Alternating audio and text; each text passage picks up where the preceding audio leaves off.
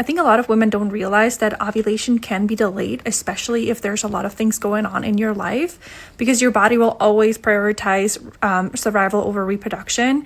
And I think we should talk about what are some of these things that can actually delay ovulation so you can watch out for them, especially if you're using fertility awareness for birth control. Before we go into them, I think we also need to understand that not everybody is as sensitive to some of these stressors than others might be. I have clients that have very, very regular cycles and nothing really can shake them. And then others like myself, we are more sensitive to different things that are showing up in our lives. Maybe not every month is the same. Maybe some months we're more sensitive than others, but I think it's important to keep that in mind too.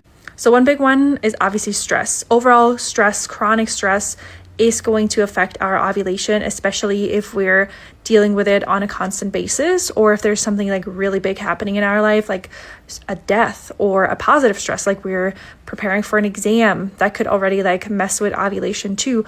But also positive stress when it comes to exercising. If we're over exercising, if we're under eating, and if we're competing maybe for a marathon or any other like competitive sport, if we're an athlete, that can also influence our ovulation and delay it for a couple weeks, a couple months, depending on how intense the training is. Another big one is sleep. If we're not sleeping through the night, if we are constantly waking up, if we're not sleeping enough in general because we go to bed super late, or if we're traveling across multiple time zones and dealing with jet lag, those are definitely things that can influence ovulation and make things a little bit more irregular than we might be used to.